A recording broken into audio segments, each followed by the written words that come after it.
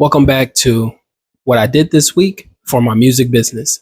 My name is Cato of B.L.A.M.E. Society. That's Black Liberating Arts Movement and Entertainment Society, LLC. I really only did one thing for the music business, but one I worked on some music and curated some things for the upcoming show, which is your reminder that St.Louis is coming up. We are less than 2 weeks away at this point. St.Louis is on September 4th, 5th, and the 6th. It is a celebration of all things hip hop, specifically graffiti and music. There's going to be vendors, there's going to be food, it's going to be a great time. People come from all over the nation, if not the world, to come see like the world record of graffiti walls. Like the flood wall at 1000 Wharf Street is the location. And if you've ever been down there, and if you have not, what you'll find is this wall stretches for, I'm not sure how long. We should look that up, probably a mile or so. And it's just tagged, and people come and they do elaborate murals and beautiful textures and just beautiful artwork in general. So it's definitely something to come see, even if you're not coming for the music. Like definitely come check out the artwork and then support the scene by checking out the artists, checking out the vendors and things of that nature. This will be B.L.A.M.E. Society's second time performing.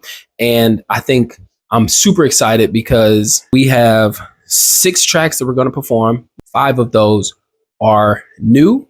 So we've never performed before, or we added, we're performing more of that version. There was a song we performed back in March, and it was a snippet. It was like 30 seconds. And it's the song where Damo is singing on the chorus as well. And it was only like 30 seconds of us just vibing. And it's a really good song. But we're going to perform it this time with my verse in it. So I'm really excited to perform this verse. We're locked in. I sent him the music today. And what's even cooler is I told him I need these first 3 in this order for this reason. And I was like, but after that, you can mix up the last 3 however you want. So I'm not sure what he's going to do with that and how he's going to do it, but there's going to be an element of surprise for me because I won't know what comes next after the 3rd song. However, I will be prepared, and I hope that you guys can come out. B.L.A.M.E. Society will be performing at 3:40 on the 6th. So the Sunday, September 6th, 3:40, 1000 Wharf Street is going down. And with that being said, let's jump into what I did this week. If you can recall, I had submitted all the copyrights and things for the album. The Library of Congress hit me back and they were like, hey, we need physical copies of the work. And so I had to send them 2 copies of our work. I got more feedback from the Library of Congress, and they sent me an email this past week, and they were saying they needed more clarification on the classification or the authorship and the owner of the copyright. So the whole point was for protection, you want the copyright to be held in the possession of the LLC. The way I had submitted it, though, it came off a little confusing because they hit me back and they said basically, hey, you're saying that this work, the copyright belongs to the LLC, B.L.A.M.E. Society, LLC. However, you have all these other people listed as authors on the work. So basically, I have to go back and clear that up. Because at this point, copyright.gov will make any corrections that we need. We just got to give them authorization. And basically, it comes down to, is it a work for hire? And it's really hard to pin it down. And this just comes from lack of experience. This is the whole point of us doing this, is learning how to navigate this. And so one of those things that I'm learning is the jargon, the verbiage, and the vocabulary to understand it all. A work for hire falls under one of 9 categories, basically. And so one is like an employee made it. So that means you would have to be an employee, but these people are not my employees. Technically, by contract, they would be independent contractors. So they're not employees. So then it would fall under something else. In 9 out of 10, I want to say the one that I would lean towards would be a collective work. And it's kind of like somebody specially commissioned to work. I'm not 100% sure how I want to move forward, but that's why we have to do some more research and really understand what we're getting into. So I'm going to take time and really go through that. And when I come to the conclusion, I'll probably share that with you guys. So, but for now, just know that this thing is not finalized yet. But unless you go through this process, you will never know how it works. And so I'm grateful for that today. That being said, we're going to move on to our next segment, which is the Life is Love is Magic breakdown. And today we're doing track number 10, On the Edge. Man, we're going to take a quick sidebar before we jump into this. I shared it with Paris. So this might have been 22, 23. I shared it with him. And all I can remember him saying was, man, how do you write songs like this? You know, how do you do that? Which is crazy to come from him because he is dare I say, an immaculate MC. Freestyler, writing, his pen was amazing. His vocab was amazing. His wordplay was like, he say he looked up to me, but I looked up to him when it comes to our art. And that's part of the reason why I think we created some of the music we did. Like, I think we both had a strength, right? And we both brought that to the table. But anyway, that was a big compliment coming from him. You know, like, how do you write like that? How do you do that? And so the whole point of this song was substance abuse. And that's the best way I can frame it. And what I found was, like, we tend to lean on to whatever vice that it is that will bring us comfort in the moment, right? Because we don't want to hurt people. And so we tend to hurt ourselves. Wow, that's a bar. And when you think you're not hurting others, but you're hurting yourself, and you know you're hurting yourself, is the fact that that hurts the people around you too, because they don't want to see you hurt. So we talk about how marijuana becomes a crutch, basically. Knowing you're about to snap and trying not to. And specifically for this song, marijuana being the thing that keeps you from snapping, that stops you from hurting somebody physically or whatever the case, or hurting yourself permanently. Even the song structure for this is different. So this one opens up with the refrain. The refrain you'll hear, it's like a sandwich. So it'll go refrain, the verse, the actual chorus, jumps into verse 2, and then the hook, and then it ends with the refrain. It's like a mirror. Hold up, let me roll another stick. Funky tree won't let me trip. Comes handy in a pinch. Feeling like I'm in a pinch. Feeling like, yo, what is this? I'd rather leave than to use my fist. Hot-headed, thoughts, violence, pure silence, my only defense. Let me add one more bit of context, because this fits into the narrative of the album. So you have the first song, which is Like Magic, and it's kind of like a braggy song, but it really is clarifying what the album is about. When you get to day one, even though now we sing that song as a thank you to all the people that support us, like, the actual point of that song was to say, hey, these are the people that held me down, and this is where we're coming from.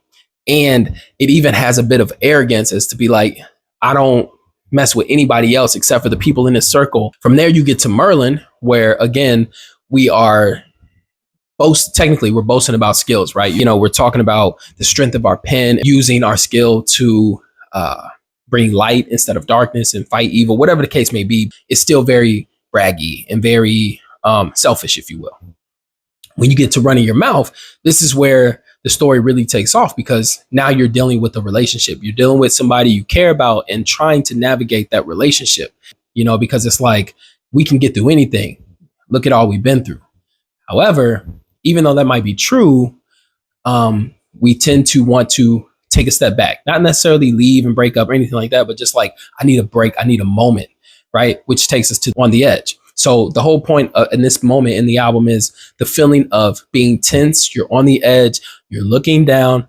We're not going to jump. We're just going to go higher. Okay. You catch that?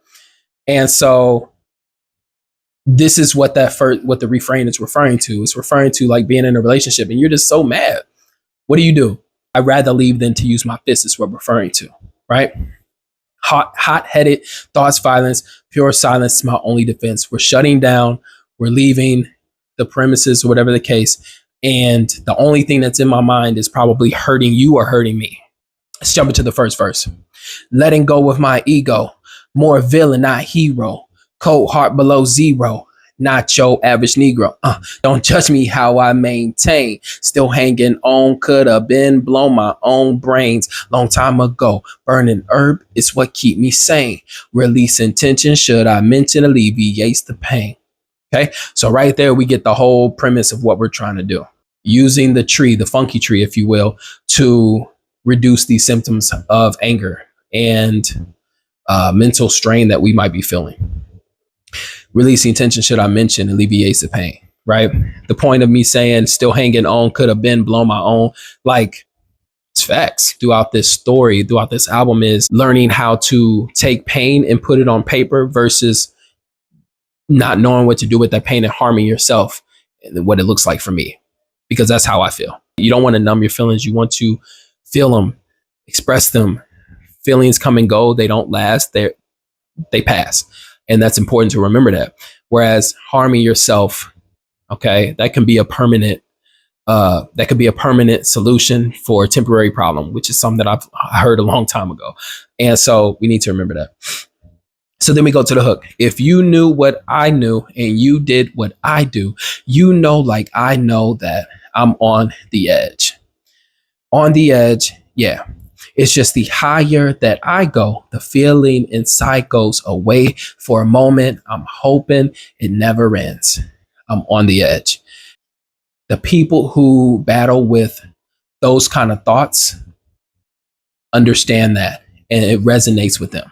Let me know. I think it does. If you ever felt like harming yourself, but you didn't, and you found a way to cope, I think this song should say something to you. Oh. One cool thing I like about this song is, or at least the hook, is the first hook. Well, there's only, I think the first time the hook comes in at the end where it says I'm on the edge, the beat falls off and it's like this quiet, yeah. Like I love when a song pretends to go off, or a song the listener thinks it's over, but it's not, and it comes back. That's what I was trying to create. Verse 2.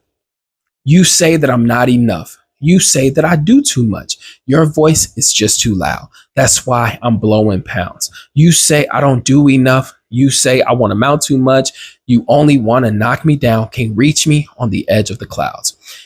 We've elevated ourselves so much that the negative thoughts, whether that's from ourselves, the negative voices that we hear from the people around us, at that point, it doesn't affect us. We don't care.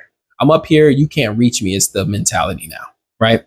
But we all know how that goes. Eventually, you're going to have to deal with whatever it is that you need to deal with. At this point, the verse, the chorus, and the refrain are going to overlap, which I know can be off-putting to some people, but that was a choice that I wanted to make to really drive home the feeling of anxiety and that feeling of like franticness. You know what I mean? When the thoughts are coming too quick and they're over, like the loudness, like that's what I was going for.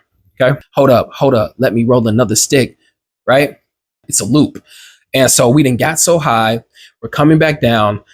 Not a good feeling. So what do? We roll up another one. Wow. That's definitely one of my favorites. I love the variations that we did with it too. So in case you haven't checked it out, On the Edge has a remix, which goes deeper into feelings that I have as an artist, dealing with self-doubt and anxiety as far as like in this music business, in the industry, and how it leaves us feeling. Because I was able to do a remix, I wanted to put On the Edge out as a single. I think Damo enjoys the song a lot, and I know Paris really loved that song. I think that's why I wanted to put that one out too. While you're at it, you might as well check out Life is Love is Magic, which you can find on any streaming platform. I have a link in the description. And you can also cop the digital version, or you can cop a physical album and I can send it to you. But you can find that at catoofficial.bandcamp.com. Make sure you subscribe to the YouTube channels. That's Cato's St. Louis channel, the B.L.A.M.E. Society channel, and Damo's channel. We're trying to get these numbers up. Follow us on our socials, like our content, share it, leave a comment, do all those things. If no one has told you that they love you today, just know that I do, and I always will. My name is Cato. B.L.A.M.E. Society. Peace, love, prosperity.